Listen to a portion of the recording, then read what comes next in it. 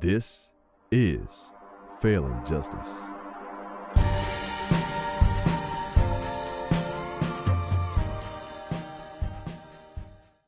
American 11, are you trying to call? The cockpit is not answering their phone. Our number 1 has been staffed, and our 5 has been staffed. Hey, I'm going to call from Washington. I am in a situation with American 11, a possible hijack. What's going on, Betty? The aircraft is erratic again. Problem, very erratic.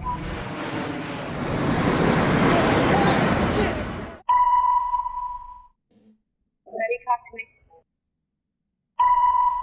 Betty, are you there? Betty? Betty? A plane just What? It's a 737. What? Like the World Trade Who are you Center. talking to? Oh, God. Oh, my God. United 175, New York. We have some problems over here right now. We might have a hijack over here, 2 of them. Jules, this is Ryan.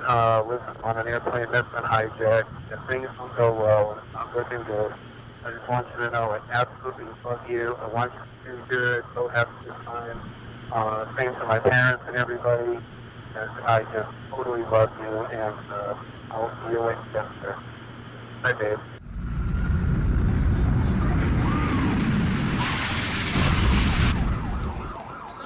What are those people going to do? All the elevators are blocked out. Oh my God. So both towers are now. Okay, now, I got an aircraft 6 miles east of the White House. Hello? Crystal City, just north of Crystal City. Just to the north of your town. Yeah, stop all departures. Pentagon just got hit. Don't put me in that. God damn it, I can't even protect my NCA. United 93, that traffic for you is 1 o'clock, 12 miles eastbound 370. Negative contact, we're looking, United 93. United 93, Cleveland, if you hear the center right then. I got that piece of dog. Keep remaining sitting. You have the ball board.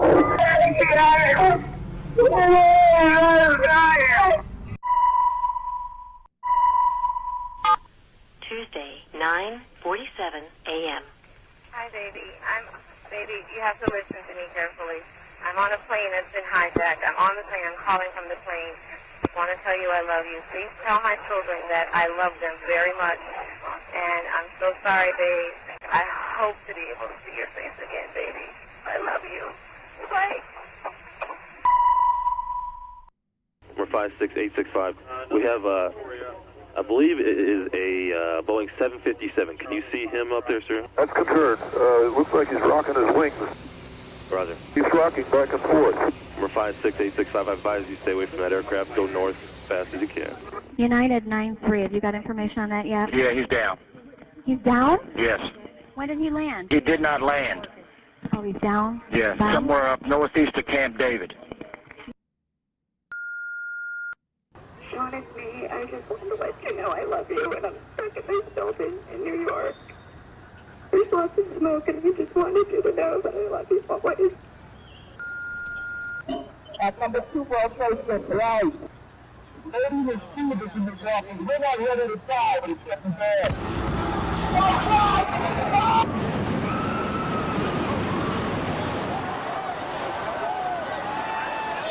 I'm on the 83rd floor. I'm gonna die, aren't I? No. I'm gonna die. Ma'am, say your prayers. God. We're going to think positive because you got to help each other get off the floor. I'm Now, gonna die. A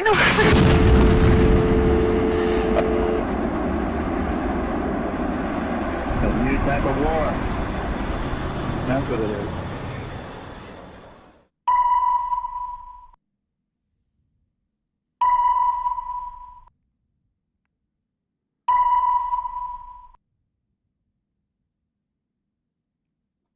Welcome to the Failing Justice Podcast. September 11th, 2001 was a day that, if you were alive, you remember, you were old enough to remember. It was a day that we will never, ever forget. And I want to pay tribute. It is 9/11. By the time some of you hear this recording, It will be after 9/11. But I would be remiss to not talk about this day for my podcast this week. We want to remember and honor the resilience, the bravery, and the unwavering spirit of our nation in the face of adversity on this day. On this solemn day, we had to stand united as Americans. We have to commemorate the lives lost on September 11th, 2001. And we have to pay tribute to the countless heroes who emerged from the darkness to defend our freedom. This is time to reflect on indomitable America, the indomitable American spirit that binds us together as we remember these events of that fateful day and reaffirm our commitment to the values that make our country strong. For over 2 decades now, the memory of 9/11 has been etched into the very fabric of our nation's identity.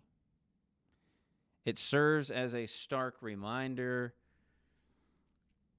that we as a nation are forged in the fires of adversity,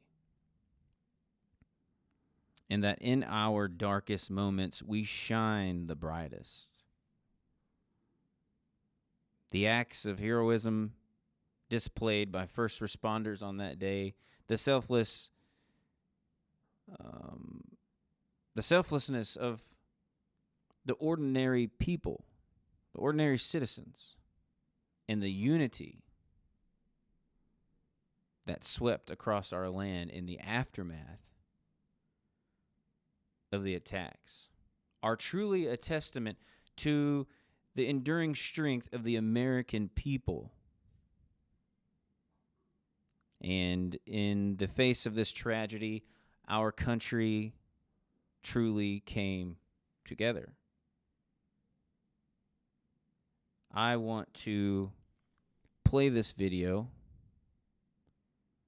and I want to give everybody a reminder of what it was like, what the message was, what the mission was from the top. Right after this. This video is a couple minutes long. Some of you will remember it well, but I want to play it because I want you to listen to the words. Good evening. Today, our fellow citizens, our way of life, our very freedom came under attack in a series of deliberate and deadly terrorist acts. The victims were in airplanes or in their offices. Secretaries, businessmen and women, military and federal workers, moms and dads, friends and neighbors. Thousands of lives were suddenly ended by evil, despicable acts of terror. The pictures of airplanes flying into buildings, fires burning, huge structures collapsing, have filled us with disbelief, terrible sadness, and a quiet, unyielding anger. These acts of mass murder were intended to frighten our nation into chaos and retreat. But they have failed. Our country is strong. A great people has been moved to defend a great nation. Terrorist attacks can shake the foundations of our biggest buildings, but they cannot touch the foundation of America. These acts shatter steel, but they cannot dent the steel of American resolve. America was targeted for attack because we're the brightest beacon for freedom and opportunity in the world, and no one will keep that light from shining. Today, our nation saw evil, the very worst of human nature, and we responded with the best of America, with the daring of our rescue workers, with the caring for strangers and neighbors who came to give blood and help in any way they could. Immediately following the first attack, I implemented our government's emergency response plans. Our military is powerful, and it's prepared. Our emergency teams are working in New York City and Washington, D.C. to help with local rescue efforts. Our first priority is to get help to those who have been injured and to take every precaution to protect our citizens at home and around the world from further attacks. The functions of our government continue without interruption. Federal agencies in Washington, which had to be evacuated today, are reopening for essential personnel tonight and will be open for business tomorrow. Our financial institutions remain strong, and the American economy will be open for business as well. The search is underway for those who are behind these evil acts. I've directed the full resources of our intelligence and law enforcement communities to find those responsible and to bring them to justice. We will make no distinction between the terrorists who committed these acts and those who harbored them. I appreciate so very much the members of Congress who have joined me in strongly condemning these attacks. And on behalf of the American people, I thank the many world leaders who have called to offer their condolences and assistance. America and our friends and allies join with all those who want peace and security in the world, and we stand together to win the war against terrorism. Tonight I ask for your prayers for all those who grieve, for the children whose worlds have been shattered, for all whose sense of safety and security has been threatened.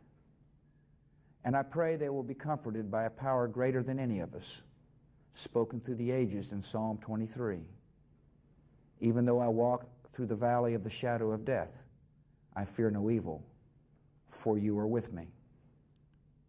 This is a day when all Americans from every walk of life unite in our resolve for justice and peace. America has stood down enemies before, and we will do so this time. None of us will ever forget this day, yet we go forward to defend freedom and all that is good and just in our world. Thank you. Good night, and God bless America. We united on immediately after the aftermath of September 11th. We unite with resolve, as President George Bush at the time said, and we fear no evil. And in the face of this tragedy, our country came together literally as one, setting aside our differences to defend the principles that define us. We found solace in our shared values of freedom, liberty, and as he said, justice. And we resolve to stand resolute in the face of any challenge that threatens our way of life. And that was on 9/12. That was for weeks and months. What happened to that? What happened to our setting our differences aside? Everybody has a difference. We all have difference in opinion, what we think politically. But we set those aside to defend the principles that define us. And we found solace in our shared values. What happened to having shared values in this country? It seems like such a long time ago, which I guess it is, well over 20 years now. But as I spoke a couple of podcasts ago, what happened to our America? Unity is just gone. Is unity even in the realm of possibility anymore?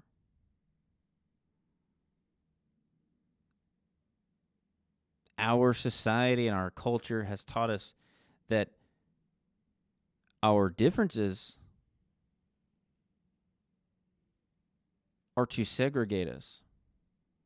Because we are different, we are to have conflict with our neighbor.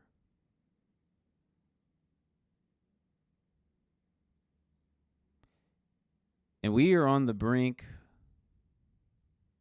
of complete destruction in our country if we cannot get back to the shared values of freedom, liberty, and justice, just like we had 20 years ago.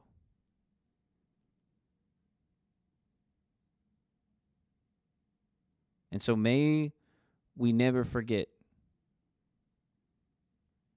9/11, and may we also never forget 9/12. Somebody posted yesterday, I saw a Facebook post, and they were talking about this very thing. They said, we miss 9/12. We miss the strangers coming together. We miss the unity. We miss where there wasn't division every time you turned around, every time you logged on the internet, every time you logged on. None of those things, of course, social media wasn't really existent back then, but I commented on that and I said, I miss it too. But will we ever get to go back to that? As I've mentioned before, will it take a tragedy? Will we have to go to war? Will our brothers and sisters and dads and moms, aunts and uncles and best friends have to go fight a war and lose their lives for us to have unity? Sometimes I wonder if there's even going to be a war right here on our own streets.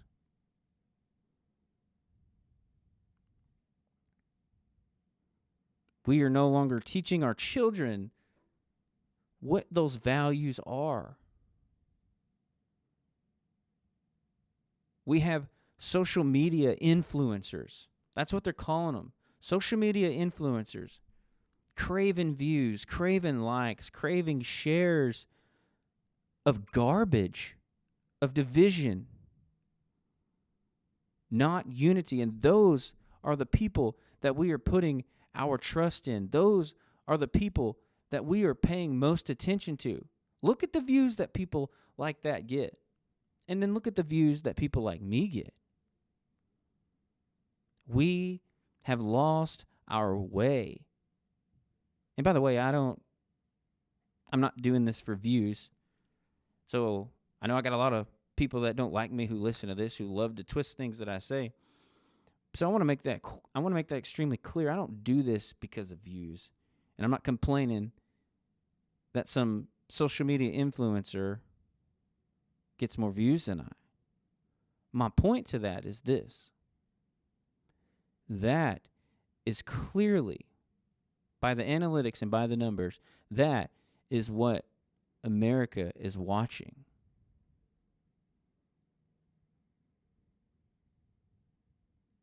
And it's a sad time. But I don't want to forget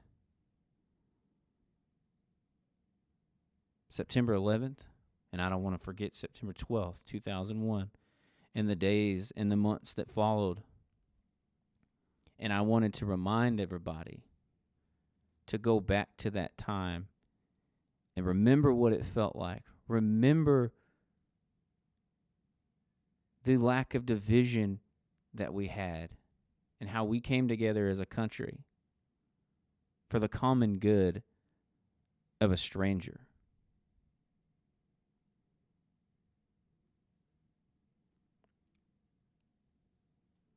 I want to move on to New Mexico, which kind of falls in line with what I was just talking about. It's like, what is even the Constitution anymore? Why do we even have a Bill of Rights anymore? Michelle Grisham, the governor of New Mexico, has decided that it is an emergency and she needs to ban all open and concealed carry in the state of New Mexico for 30 days. Watch this press conference. Listen to this.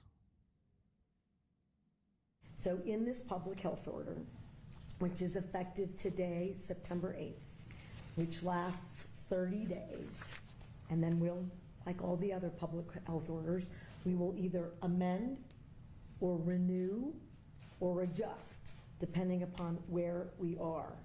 So effective immediately, no person other than a law enforcement officer or licensed security officer shall possess a firearm, either openly or concealed, within cities or counties, averaging 1,000 or more violent crimes per 100,000, and more than 90 firearm-related emergency department visits. So to put that in sort of a layman's terms, for 30 days in Albuquerque and Bernalillo County, it's the only place that meets both those standards. Statewide order, but only one place meets both criteria, where we have far too many ER gunshot visits and we have far too many crimes involving firearms. We are suspending open and concealed carry. We are suspending open and concealed carry. Basically, let's just go ahead and suspend the entire Constitution. And if you caught what she said in the beginning of that, this governor, this Democratic governor, and I don't care if you're Democratic, if you're Republican, if you're Libertarian, I don't care what side of the aisle you are on, but we have a Constitution for a reason. And to sit there and call this a public health order, that's what she said. She said, this is a public health order. What do you mean this is a public health order? What does the Second Amendment say? May I remind those what the Second Amendment says? The right of the people to keep and bear arms shall not be infringed. That's what it says. It's clear as day. Our founders wrote that. Our founders knew. Shall not be infringed, but we have a public health order. And the public health order is we have too many ER gunshot wound visits. There's too many. So it's a public health order that we suspend the Constitution for 30 days. And guess what? If we think that it needs to be suspended longer, we will revisit. And at that point, we can revise, we can extend.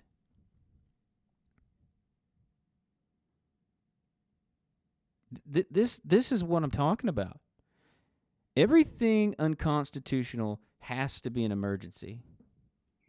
If you remember correctly, COVID-19 was an emergency.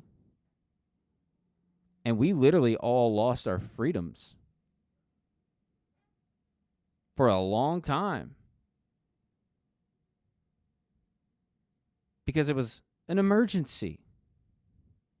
We no longer had the right as a person, as a citizen of this country, to choose what we put on our face, where we went. And it was labeled an emergency.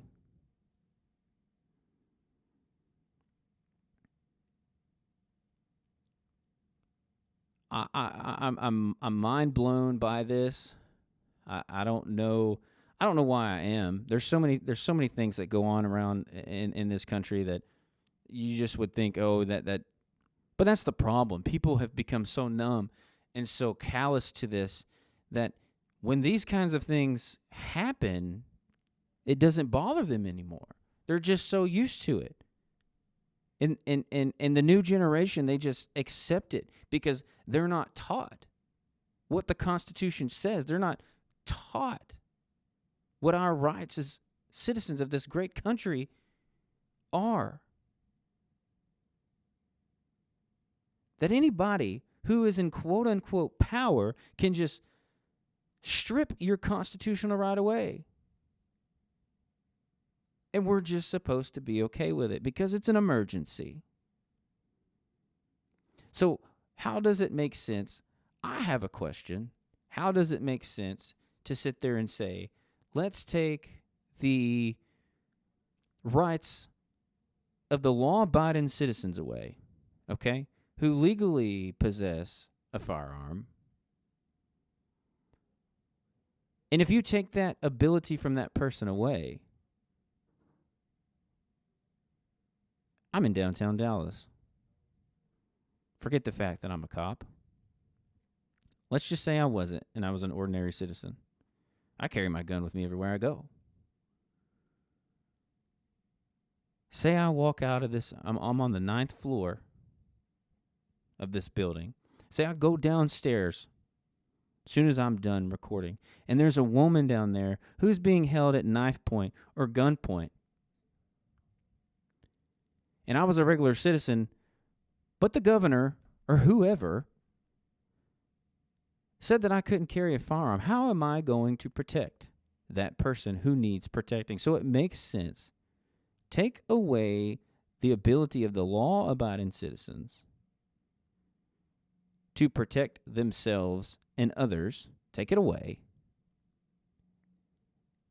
Because do you think by suspending logic, can we please use logic? Miss Grisham, do you think the criminals are going to abide by that? Do they even have a permit or a license to carry in the first place? No, they don't. If they're in a gang, they're going to go out here and gangbang. They're still going to shoot. And all you're doing, literally all you are doing, is giving them the ability to say, okay, gang, we know that they have suspended the rights of the people. We weren't following the laws anyway, so we know that those that are can no longer protect themselves. So what are you saying? You're giving the criminals literally the ability to have more freedom with their criminal acts, with their shootings. They go in a business, in a convenience store, and they know, hey, guess what? They're not going to have a shotgun behind the counter, so let's rob them.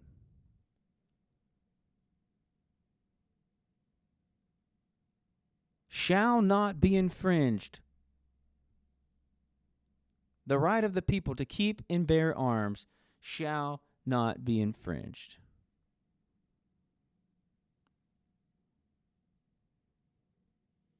Oddly enough, my next topic comes out of New Mexico. Because they said, this is a separate topic, but I put them back to back on purpose. Because her order says only law enforcement or security officers are the ones who have the ability to carry a firearm. Okay. Because law enforcement, we can literally trust them, right? Look what happened at the shootings at the school in Florida. What did that law enforcement officer do? He ran. But I want to bring you to this topic because we can trust law enforcement to do the right things with their guns, right? This incident that I'm about to talk about happened back in July, but it didn't get released until just a few days ago. I want to play the video, and then I would love to talk about what these law enforcement officers did in New Mexico, because we can trust them. Here it goes. A family rushing to try and save their dog's life stopped and held at gunpoint by the cops. KRQE investigative reporter Gabrielle Burkhardt obtained the police videos from a traffic stop that still has a family in disbelief. Did Bernalillo police officers take things too far? Have a look. It was a neighborhood cat that lured Stella the Labradoodle into traffic in July. I was like, oh my God, our dog just got hit. The Albrecht family jumped into action. We jumped in the car and started trying to get to the ER as fast as we could to try to save her life. William Albrecht headed down 550 through Bernalillo from their Rio Rancho home toward the nearest 24-hour emergency vet. He spots a Bernalillo police cruiser. So I imagined if he was going to pull me over for speeding, I'd pull over, he'd say something to me, and then maybe even help us get there. I've heard of stories like that before, but that didn't happen. Driver, step out of the vehicle! This is what did happen. Face the away from me! Lapel video shows Officer Jeremy Navarez put Albrecht at gunpoint, ordering him out of the car. Step back!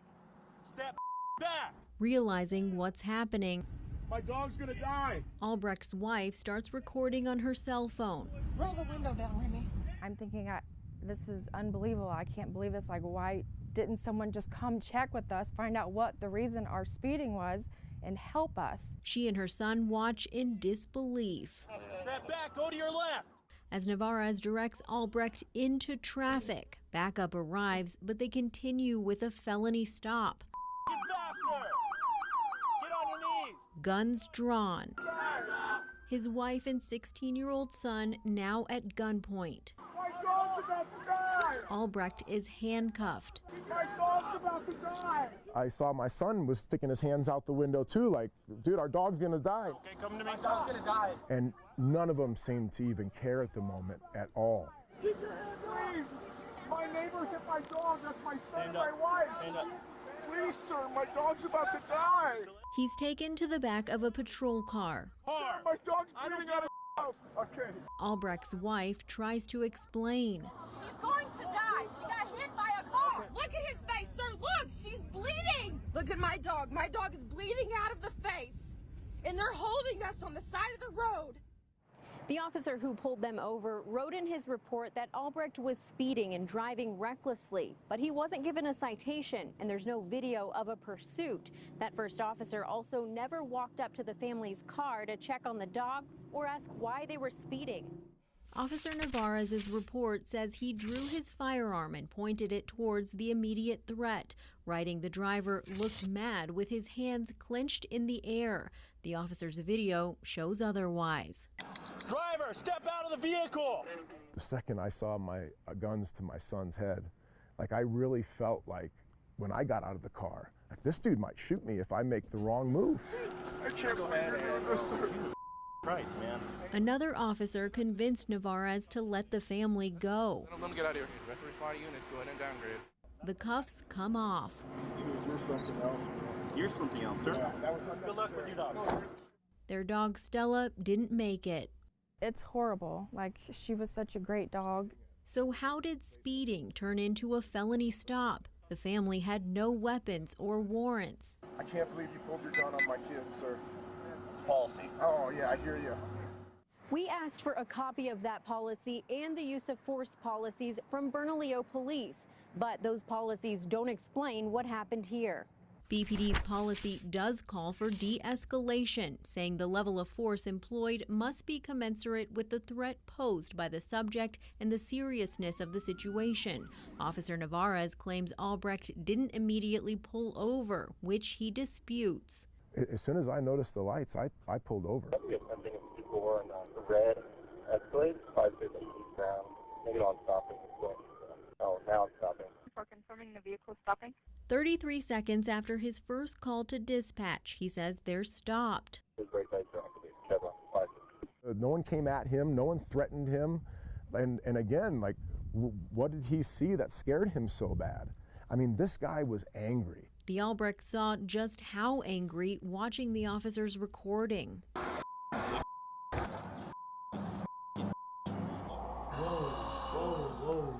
you kidding me? So he's gonna complain.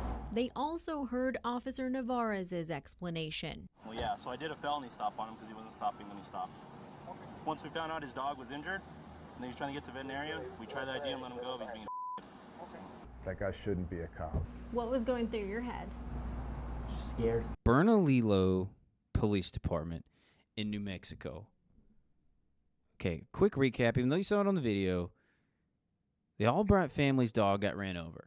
Okay, so they're trying to rush it to the vet because it's in critical condition. So pets or family or pets. Like, you dog people, you pet people out there, y'all know what this is. So the dog gets ran over.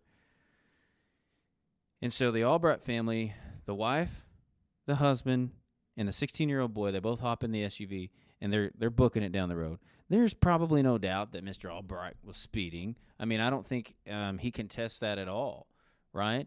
He probably was speeding. Hell, I think anybody who cares about their dog's probably going to be speeding. BPD sees the car allegedly speeding because there's no video, right? So we can't, I mean, there's no way to even to sit there and say this is right or this is wrong. We're just taking the word of this police officer. Okay? So a felony stop was conducted. And those that don't know what a felony stop is, I mean, I know I have a lot of law enforcement that listen, but if you don't know what a felony stop is, that's where usually it's a high-risk traffic stop. If somebody has like a stolen car, if somebody has killed somebody, robbed a store, something violent, something very extreme, you pull them over. The police officer doesn't approach, right? I can't even give you a number. 100 felony stops and over, I don't know. I've done a lot of them. But the officer does not approach the vehicle. They stay back with the vehicle. Typically, maybe they wait on backup, or, sometimes they got to do it without backup. But what they do is they open their vehicle, they draw their gun, and it's like, hey, this is serious. They're going to give them commands. The person's going to walk back, and they're going to put them in cuffs. They're going to put pretty much everybody in the vehicle in cuffs. It's a serious situation, okay? Have I ever done a felony stop because somebody was speeding? Hell no, I have never done a felony stop because somebody was speeding. This is freaking absurd. Officer Jeremy Navarez is the guy's name. Bernalillo Police Department pulls him over for speeding and does a freaking felony stop. Back the F up, back the F up.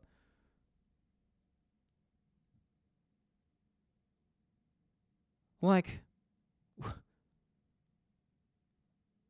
I don't understand, number one, what warranted a felony stop. And they're sitting there telling the guy. Like, the guy is so tunnel visioned, he is not even realizing what's going on. It took somebody else, another police officer, thank God, to come on scene and say, hey, bro, you need to let him go. And then even the guy was like, I can't believe you pointed your gun. He's like, oh, it's policy. Oh, was it policy to pull your gun out? Pointed at a 16-year-old and a family, and these were decent-looking people, man. These people were like, I mean, nothing shady-looking about them. They had their bloody dog in the front seat.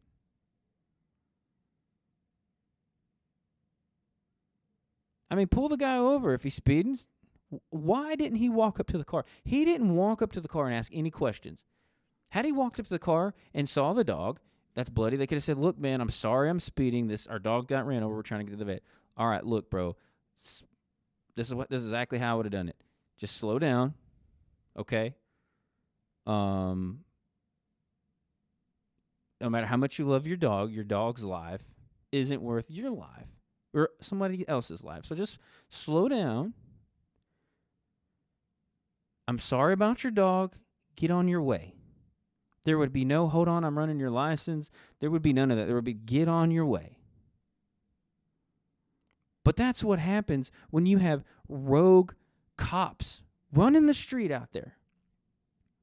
The same cops that the New Mexico governor says, hey, we should entrust them to carry guns, but nobody else. And this is what they do. This is what a law enforcement officer does with his gun in New Mexico, who has the authority, one of the only two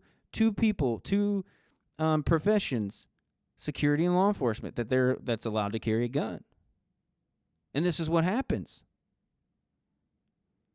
So he turns around and says, oh, it's policy. And then he's F this, F that. And then he tries to sit there and tell the other police officer that had freaking sense to come stop the whole thing and try to justify his actions. There's no justification for that, man. Zero, zilch. I don't care how you look at it. There is zero justification for that BS. And that's why I get so fired up. And it goes back to the mindset, okay? I was talking to somebody this morning, another friend of mine that's a law enforcement officer. It's the mindset. It's the mindset of these cops. Your job, as cliche as it sounds, and it goes back all the way back to the beginning of policing. Your job is to serve and protect. It's cliche, but that's literally your job. You were supposed to get in law enforcement to serve the people of your community and to protect the people of your community. And going out here pulling guns on families because they're speeding because their freaking dog got ran over is just absolutely absurd. And it's the mindset. He wanted to be amped up. He wanted that situation to happen.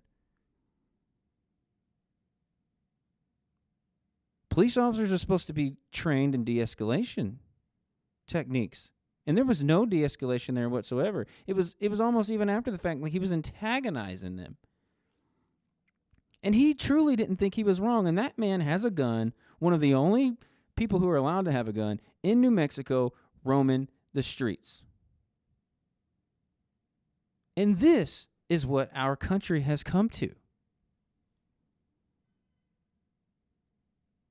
As I always say, and you will hear me say probably every episode that I do of Failing Justice, the trust is eroded. It's gone. How can you trust? Even me as a cop, I'm telling you right now, even me as a law enforcement officer, when I fear what a police officer can do, if I'm in an area that I know there's been trouble with police officers, you can't just take the word of a police officer anymore. He even lied on his report. If you look at the video, he lied and said that Mr. Albright was aggressive and clenching his fist, and you can clearly look in the video. There's none of that going on. He was totally cooperative.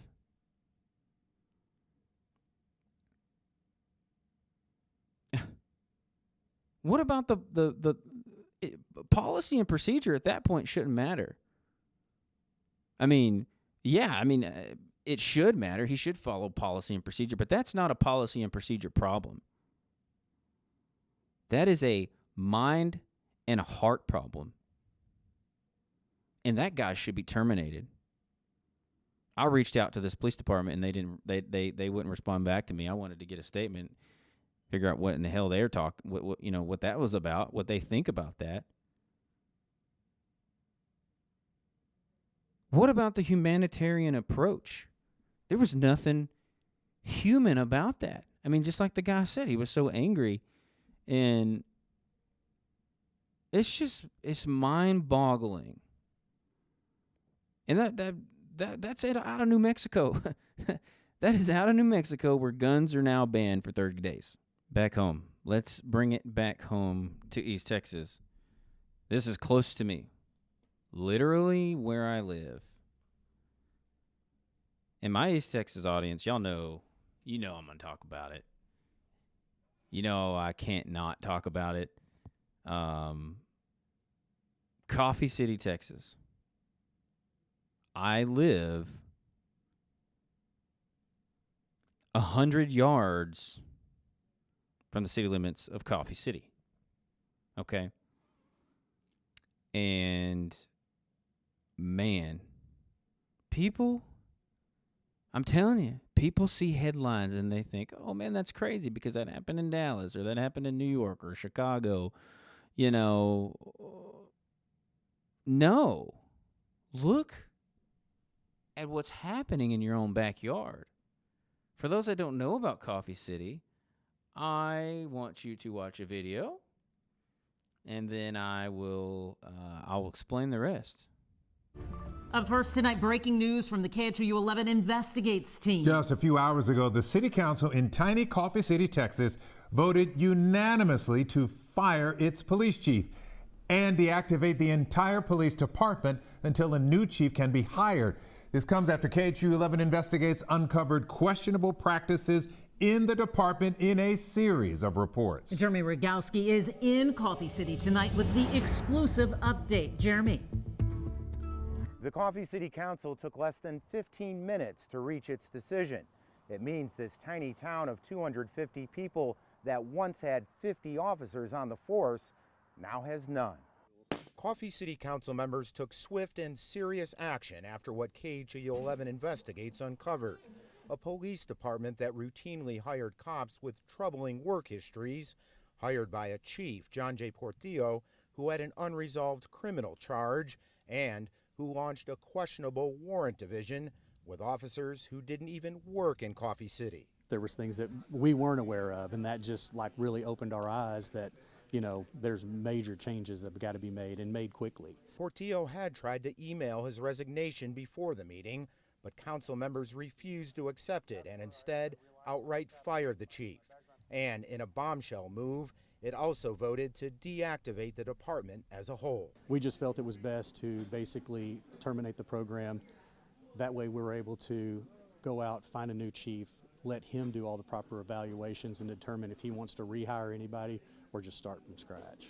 The action was welcome news for many residents who say they've lived with over-aggressive policing for too long. Ever since we moved here, it was every day cop pulling in for one reason or another. Something needed to happen, that's for sure.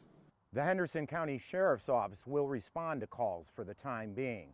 As for the 50 full-time and reserve officers, we're told they will not be allowed to perform police officer activities unless or until they're picked up by another department. Finally, we reached out to John J. Portillo for comment. We have not heard back. Okay, so let me give you guys a recap on this. I know a good guy that worked for the Coffee City Police Department. He's a police officer. He actually, as soon as all this came out, he said, I'm out of here. I don't want anything to do with this, and he quit. He's a good guy. He's one of the only guys over there that was doing some real police work. And so whenever he found out that this all came out, because KHOU out of Houston, Texas, started doing this investigation probably about 3 weeks ago, and this is about their fourth or fifth video that they've released.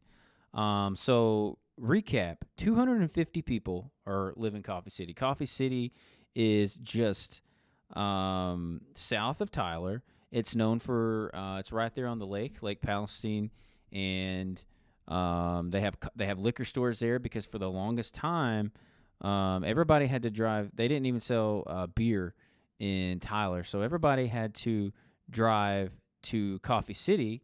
And if you go down that little strip, it's about, I don't know, a mile, maybe two, on Highway 155 in East Texas. It's about a mile or two long, and there's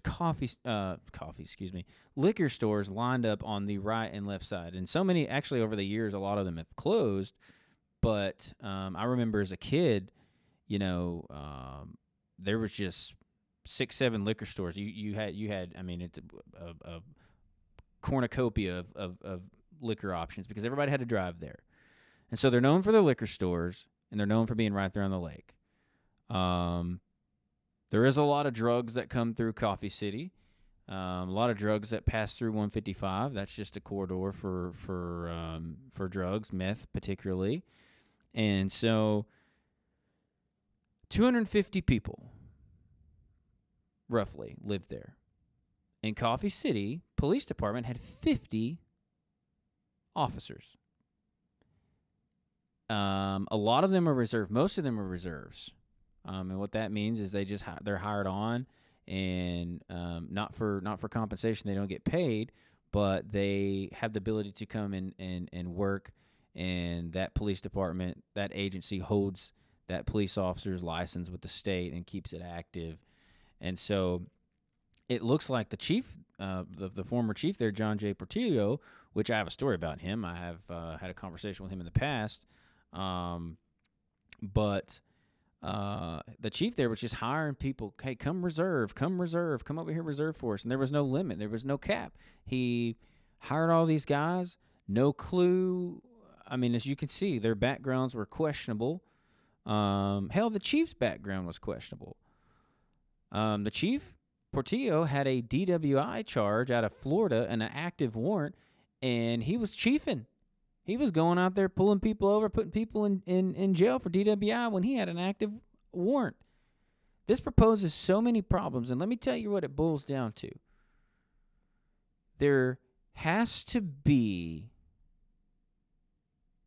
some oversight. There has to be people, no matter how small that department is or any department is, there has to be somebody overseeing the operations. Oh, and they also had $1 million in revenue. If you go to KHOU Houston and you look this up, you can watch all the series. But they had, I believe it was last year, or maybe the year before, I can't remember. But it was $1 million of revenue for this little 1-2 mile long town on Highway 155 with 50 police officers, $1 million in revenue. And there was no oversight. The chief was working security in Houston. He was hiring people on, saying that they were quote unquote full-time, but they were living in Houston. They were full-time officers living in Houston, and all they were doing were calling people on the phone saying, hey, you're not paying your ticket, you're not paying your ticket. And so they would get a finder's fee. But let me tell you the reason behind the scenes on that, right? The reason for that is just simply they were full-time status. That way they could go and work security gigs. You know, you ever see the cars in the traffic lanes in the construction when you're driving late at night? Those guys are sitting in there watching Netflix, making anywhere between $50 and $80 an hour working security. So a lot of police officers who are full-time, who work for legitimate agencies, go and do those things for extra money. You know, that way they can have extra money to, you know, support their family or whatever. But Mr. John J. Portillo here found a loophole and said, let me hire these guys full-time. They can live in Houston, and they can make some calls, right? They make a few calls here and there. Hey, you got a warrant. We need you to pay it. And they'd pay. And what in return, they were getting to have the full-time status, and basically their full-time job was working security. Illegal as hell. And this is what was going on in Coffee City, and nobody knew about it. Why? Why? Because you should be able to trust, right? That's what you should be able to do. You should be able to trust your law enforcement, your head law enforcement, your chief executive, your police chief. You should be able to trust, hey, he's running this agency with integrity. But he wasn't, and there was no oversight on it, and look what he was doing. And he would have continued to do this had nobody looked into it. And so what they've done is they suspended the chief pending an investigation, but then they ended up cutting it out and saying, no, we're just going to fire you, like it said in that video, and we're suspending the entire department until we can get this together and get somebody in here that's going to do something. But here's the problem. I was telling somebody this today. The problem with this is Coffee City probably doesn't pay very much money. I tried looking up financial documents online. I didn't have time to do any open records requests, but I would imagine that chief probably makes anywhere between, probably around $50,000, which isn't, in today's world, it's nothing. So making $50,000, I can't imagine what officers were making under him. I would say probably 35,000, 38,000 at best. Maybe 40, I don't know. I'd say anywhere between 30 and 40, which is not good. And so here's the problem when you have agencies like that. Portillo's like, oh, we should get a second chance, you know. And I'm totally all for second chances, right? Because I know that agencies screw good police officers over. I'm a testament to that. Agency tried to screw me over simply because I whistleblowed on them. I pointed out their bullshit, and so they tried their best to destroy me. But I'm looking at you in the camera, and if you're watching me, you didn't destroy me. Good try, but you didn't do it, and you won't do it. And I'm going to be right here anytime. Come join, come sit across from me. Let's have a podcast. Sorry, I got on a little rant there. But my point. When agencies try to destroy good officers, they try to find police departments kind of like Coffee City because they can rebuild, right? And I'm all for that. I'm all for rebuilding because I know that it happens.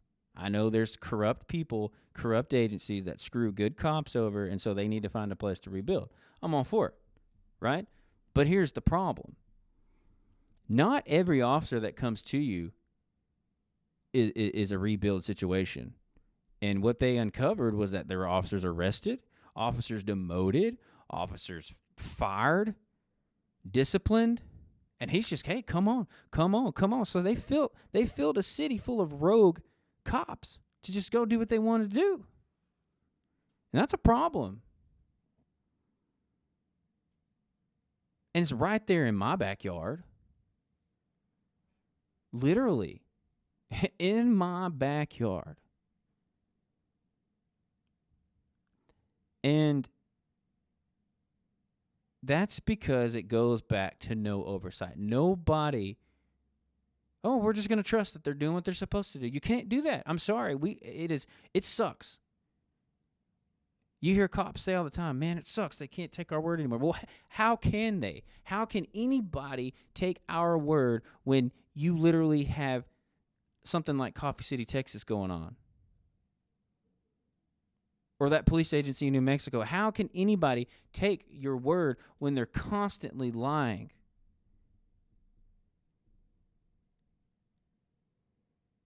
People say, I don't feel like we should be micro. Hell, I honestly think a lot of cops should be micromanaged. There has to be some accountability. That's what I'm about here at Failing Justice. There has to be some accountability. Because these things are going to keep happening.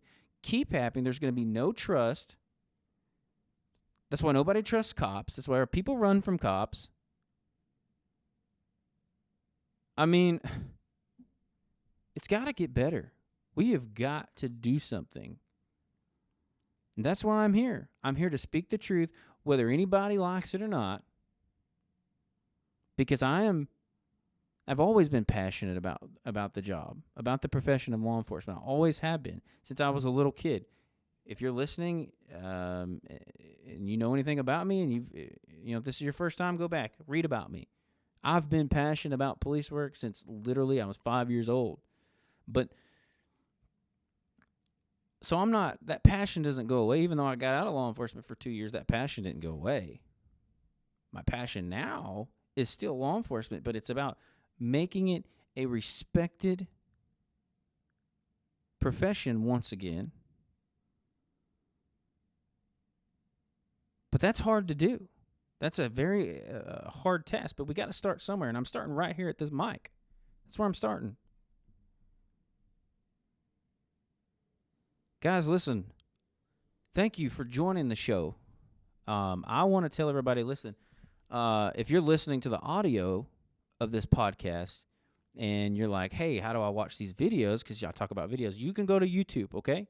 Go to YouTube, go to Rumble. I'm soon going to be on, I'm already on Spotify for the audio portion, but I'm soon going to be on Spotify for video. But right now you can go to YouTube or Rumble, search at Failing One Justice. That's the @ Failing One Justice. And you can pull me up there on YouTube. You can watch this video. You can watch the videos that I played if you're curious about, what that looked like. Follow us on social media. Please follow, share.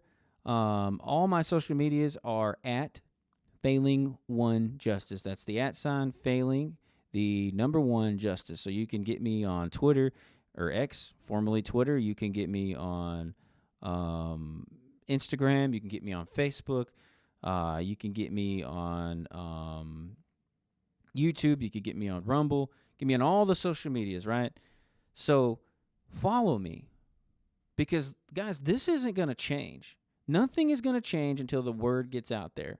And we got to keep spreading the word. And I got to have the help of my audience to spread this word, because if we don't, I'm in the profession. I've been in the profession. I'm going up on my 15th year, and I'm passionate about the change, but it's not going to change without spreading the word.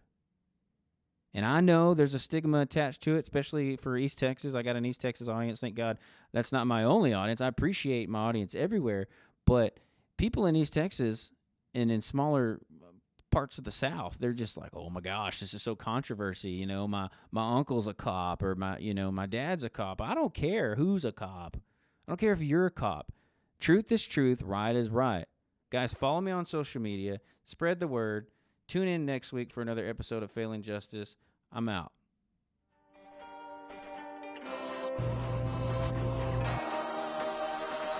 This is Failing Justice.